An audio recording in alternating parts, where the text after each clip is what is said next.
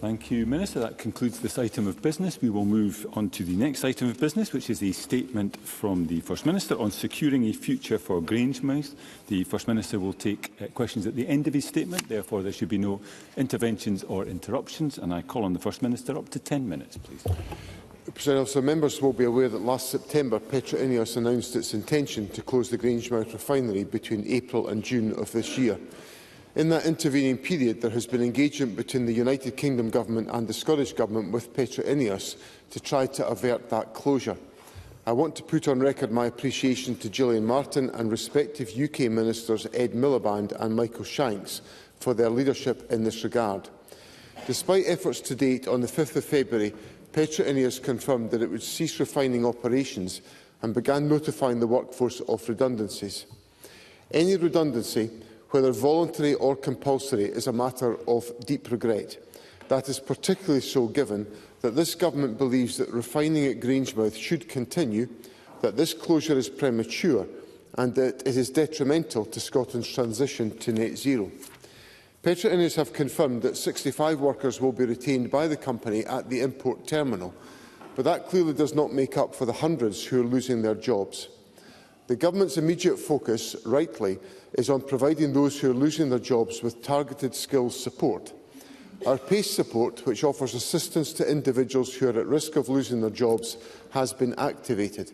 Furthermore, an initial careers fair that will enable those affected to be connected with other companies who have employment opportunities available will be held on the 6th of March. As of today's date, up to 19 companies have indicated their participation in this careers fair. We have worked with Forth Valley College to set up an online platform to assess workers' training needs, and the information gathered is currently being analysed to determine what upskilling and training we can put in place. Drop-in sessions will also offer training on some of the steps involved in preparing for re-employment. Workers' engagement with this process has been high, but we know there is likely to be a small number of people who are proving harder to reach. Government officials and college staff will therefore liaise with Unite the Union to find ways of identifying those individuals and helping to meet their training needs. That is because to this Government, every person, every family and every business impacted by the closing of the Grangemouth refinery matters. Everyone working at Grangemouth's refinery is a valued employee with skills that are key to Scotland's net zero future. We want them to stay in Scotland and continue to make their lives here. We will do all we can to ensure that they have a future in the Scottish economy as we make the transition to net zero. That is why we are also working to secure Grangemouth's role in that future and create an investable industrial strategy for the site. Our draft budget for 25-26 allocates £7.8 million for support at Grangemouth, including £2.8 million in the forthcoming financial year, of a total funding commitment of £5 million over 3 years to support Ineos's fuel switching project. We have worked closely with the business and Scottish enterprise to develop this project, recognising the criticality of transitioning to cleaner fuels such as hydrogen.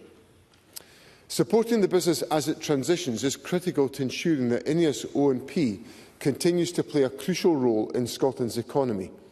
It gives certainty to the workforce and to the business that this Government is committed to working with them to secure a long-term and sustainable future. However, I am determined to go further to help secure a just transition for Grangemouth. I can therefore announce today that this week the Government will lodge a Stage 3 amendment to the Budget Bill to allocate an additional £25 million to establish a Grangemouth Just Transition Fund. That funding, derived from the proceeds of the ScotWind process, will be available immediately in the new financial year to support businesses and stakeholders to bring forward investable propositions over the next 12 months and, if necessary, beyond. The aim is to expedite any of the potential solutions that will be set out in the Project Willow report, as well as other proposals that will give Grangemouth a secure and a sustainable future. Through the Grangemouth Future Industries Board, we will work with the local authority, businesses and the unions to explore and accelerate projects and proposals that support this ambition. Through Project Willow, we will have the foundations of a strong evidence base for future investment in technologies such as plastics recycling, hydrogen production and the development of sustainable aviation fuel. We will also consider proposals made by Unite and its members and continue to pursue other options, including any as yet unknown potential investments. Presiding Officer, when I said my government would leave no stone unturned to find the right solutions to secure the future of Grangemouth, I meant it. That includes extensive and meaningful collaboration with the United Kingdom Government. Just yesterday, I met with the Energy Secretary, Ed Miliband, where we both agreed that the collaboration between our two governments has been constructive. We also agreed for that to continue. I have also had several discussions with the Prime Minister, and I will continue to ensure that my government at all levels engages meaningfully and substantially.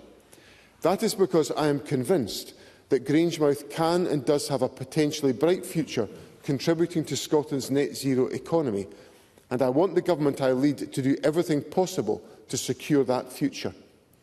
The Scottish Government will continue to urge the UK Government to put adequate measures on the table to address the immediacy and the urgency of the situation at Grangemouth. That is necessary because I understand fully the consequences for the Scottish economy of the closure of the Grangemouth refinery at this critical juncture. The UK Government clearly recognises the need to safeguard economic and energy interests. Just last weekend, the UK Government said up to £2.5 billion will be put towards supporting the steel industry via the National Wealth Fund, and the production and development of sustainable aviation fuel in Teesside has already received in the region of £50 million in support from the Advanced Fuels Fund. The support for sustainable aviation fuels developments in Teesside comes on top of UK Government support for carbon capture and storage in Teesside, when there has been no green light offered for the project involving Grangemouth. Today, I have come to Parliament to reassure the workers, businesses and communities whose fortunes for so long pivoted around Grangemouth that my government will do all that we can to make that continue long into the future. Within our limited powers and budget, we are acting, but we believe also that more needs to be done to secure the future of Grangemouth through the following steps. First, we will continue to work with the UK Government to drive forward the next phase of Project Willow, enabling and supporting the consideration of any and all alternative investable propositions for Grangemouth. Second, we will continue to press the UK Government, as I did again yesterday, for immediate progress on Acorn and the Scottish cluster of carbon capture projects. In October, the UK Government announced £21.7 billion for carbon capture and hydrogen projects in Merseyside and Teesside, but ignored Scotland. Grangemouth cannot wait for this to be dragged out any further by the UK Government. Third, we will press the UK Government for urgent progress on allocating funding for the second round of hydrogen production projects. Scotland, and indeed Grangemouth, is well placed to lead on the production of green hydrogen, and I know that a number of Scottish businesses submitted funding proposals to the UK Government's hydrogen allocation round, which closed last April, nearly a year ago. These businesses are still awaiting a UK Government decision on shortlisting. We need immediate progress on this. Finally, I urge the UK Government to at least match our funding commitment to deliver a just transition fund for Grangemouth. The initial funding the UK Government has provided for the growth deal is welcome, but spread over a 10-year period, this funding does not recognise the urgency of the situation now faced in Grangemouth and needs to be accelerated. My government has made the strategic decision to support this key activity through an additional drawdown of ScotWind revenue totalling £25 million, to add to the £7.8 million in our budget for 25-26. Altogether, the Scottish Government, with a finite budget, has committed or already invested £87 million in Grangemouth. We need the UK Government to do at least the same and deliver a fair amount to avoid significant economic disruption in central Scotland and to protect and to promote Scotland's and Grangemouth's future interests. In short, we need this Labour Government to do what it said it would do before the election. The Scottish Government has always recognised the strategic significance of Grangemouth to the Scottish economy. We recognise the significance of the fact that we are now facing a programme of redundancies at Grangemouth and the impact this will have on the lives of those employed at the site. We recognise this moment means We have to intensify our response and our actions. My commitments today demonstrate the necessity to do that. I urge the UK Government to do the same. We are committed to work with the UK Government to bring forward real investment to save Grangemouth and the jobs, businesses and livelihoods which depend upon it. We will do all that we can to achieve this aim. Thank you. The First Minister will now take questions on issues raised in his statement. I intend to allow around 20 minutes for that, after which we'll need to move to the next item of business, and I would ask members wishing to pose a question to press the request to speak buttons. I call first Russell Finlay. Thank you. I thank the First Minister for advance sight of his statement. My party welcomes the additional funding that has been announced today. Grangemouth and its hundreds of dedicated workers make a crucial contribution to the Scottish economy, and it's essential that Scottish and UK ministers commit to working jointly and with urgency to explore every possible option. In his statement, John Swinney rightly recognises the importance of our journey to net zero. But Grangemouth is not just important to net zero in the future, it's vital for oil and gas in the present. And I find it remarkable that in a statement of around 1,600 words, the words oil and gas were not even mentioned once. The truth is that the party who used to champion Scotland's oil now seem to regard it as a dirty word. Grangemouth workers know that the anti-oil and gas sentiment from the SNP in Edinburgh and Labour in London has been fatal. I visited the North East last week, where businesses told me that this is harming investment and costing jobs in Grangemouth and beyond. So let me ask the First Minister, does he accept some responsibility for creating the hostile environment that has resulted in hundreds of Grangemouth workers losing their jobs? And will he now change his government's short-sighted and damaging approach towards Scottish oil and gas? First Minister. There are incredibly serious and significant issues involved in the handling of the situation at Grangemouth, but there are incredibly serious and significant issues facing the safety and the future of the planet because of the necessity to transition to net zero. Now, I take those responsibilities seriously. They are responsibilities to future generations that we have to get right. But we have to get a transition correct for those who are currently involved in oil and gas activity within Scotland, which is why the Government takes the steps that we are taking with the investments being made in the budget. I've announced additional investments that we're making specifically for Grangemouth, but there are, of course, other resources that have been made available in the course of the budget process, which will be concluded hopefully next Tuesday, which will see investment in the transition to net zero and active work and active support by the Scottish Government to assist and to deliver that transition to net zero. That is the correct policy direction to take, and I sense that Russell Finlay is now departing the territory of the importance of the transition to net zero, where his party have championed the issues of the need to achieve our climate targets. He now seems to be deserting those commitments, but this Government will stay true to the course of taking responsible decisions for the future of the planet. Sarwar. Thank you, Presiding Officer. I would like to thank the First Minister for both the tone and the content of his statement. I know he will share my deep frustration at the intransigence of the company in the face of UK and Scottish Government attempts to avert the closure. I note his thanks to Labour Ministers Ed Miliband and Michael Shanks, and I also put on record my thanks to John Swinney and Gillian Martin for their cooperation on this issue. Governments have known of the company's intentions for 5 years, but failed to put plans in place. But over the last 7 months, the UK and Scottish Governments have worked collaboratively to deliver the Falkirk and Grangemouth growth deal, joint working on Project Willow and joint attempts to secure incomes for workers for the next 18 months. But I have been clear that more needs to be done, and today is progress on that. So in the spirit of cooperation, will he commit that whatever other political disagreements we may have, that both governments will continue to support the workforce and continue to work in partnership with the unions the company and potential investors to deliver a future for Grangemouth and a real transition that ensures that we do not repeat the mistakes of the Thatcher years? First Minister. I'm happy to associate myself with that sentiment because I lived through the damage of the Thatcher era and we are still living with the consequences of that damage in many aspects in our society. So that degree of economic recklessness is something in which I have no interest whatsoever.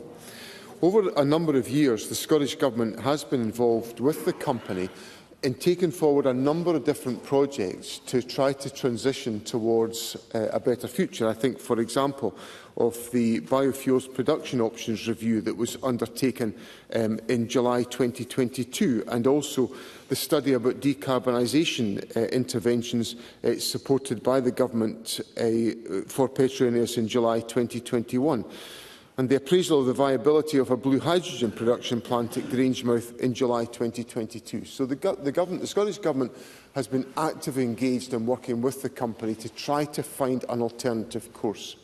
Now, I welcome the change in engagement that took place with the change of government in July of last year, and we have taken part constructively, and I had a very positive conversation with Ed Miliband yesterday. But we've reached a different moment now.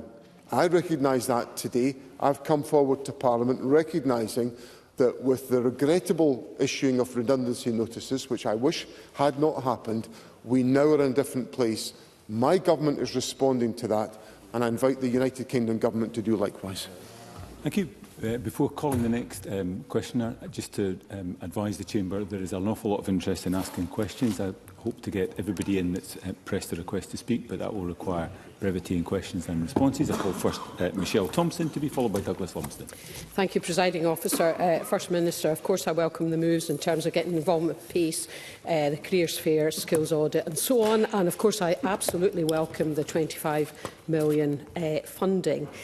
If the intention is to expedite potential project Willow projects, then the recent leak of the report points to a truly eye-watering sum of money that will be required, and presumably entirely from the UK Government, given that the majority of it is capital. So can the First Minister outline if he had the chance to discuss this at all with the Prime Minister, and can he also, based on a statement today, outline how he thinks it will mitigate against the loss of the existing skills base, and particularly around the all-important chemical cluster in that area? Thank you. We will need briefer questions, but First Minister. So there are a number of issues in there. On the issue of retention of skills, I want to make sure, and I've discussed this with the trade unions, the importance of there being a very focused amount of support available for employees. If Michelle Thompson, as a constituency member, encounters any employees who are finding it difficult to access any of these systems, I would ask her to contact ministers and we will address those issues. Secondly, there are obviously a range of investment possibilities in Grangemouth. We are creating some of the funding infrastructure to enable those to be realised. There are other funding sources like the Scottish National Investment Bank and other potential sources, including sources from the UK Government.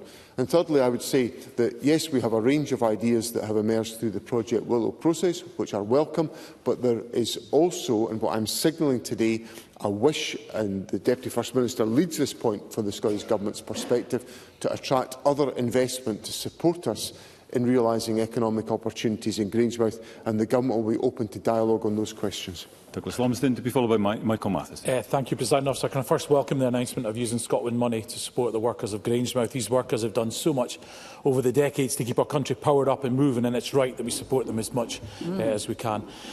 In the statement, the First Minister said that the funding will be available immediately in the new financial year to support businesses and stakeholders to bring forward investable propositions. So can I ask the First Minister for more details on what governance arrangements will be put in place to evaluate the propositions coming forward and to make the awards?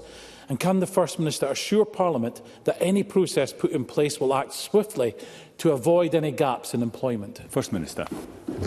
As I said in my earlier answer, the Deputy First Minister leads the Government's activities on investment. She has undertaken a transformative amount of work to ensure that the Government and our agencies are all engaged with industrial sectors on key opportunities.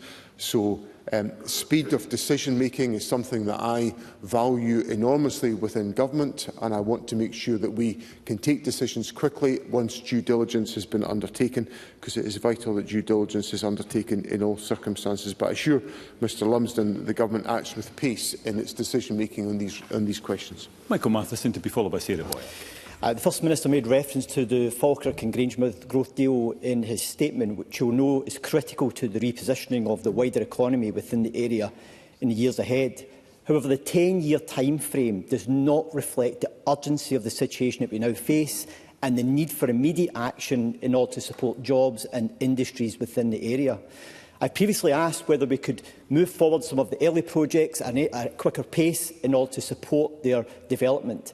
To date, limited progress has been made. Can I therefore ask the First Minister, will he instruct officials within the Scottish Government to engage with UK Government officials and Falkirk Council to identify the projects that could be moved forward at a quicker pace in order to make sure we make progress as quickly as possible?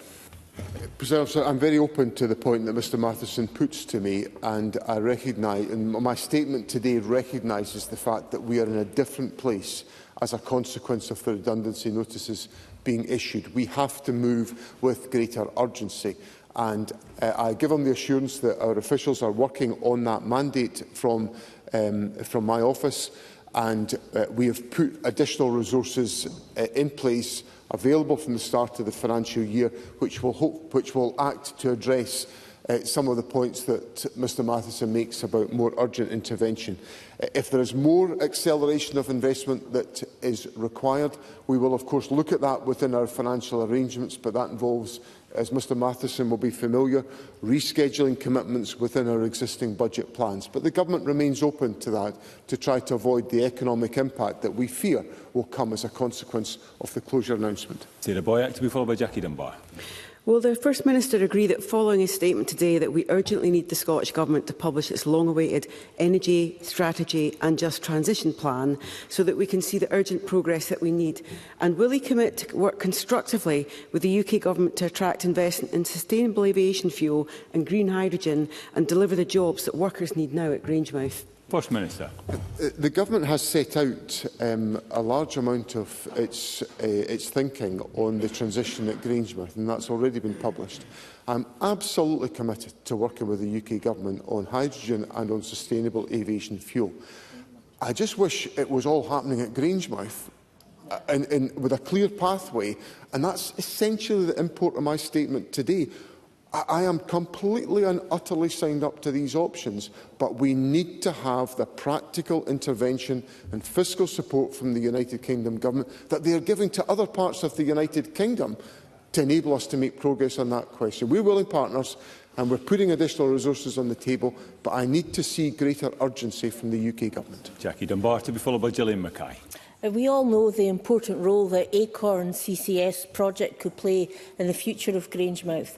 However, as the First Minister has indicated, to date, the UK Government has prioritised investment in carbon capture and storage elsewhere in the UK.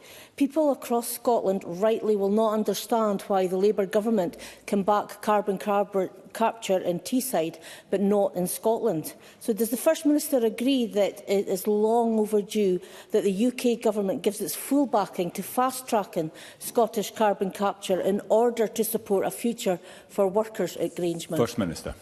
President Officer, as I indicated in my answer to Michelle Thompson at the last First Minister's question session before the recess, I am intensely frustrated by the amount of time it has taken to deliver the Acorn project.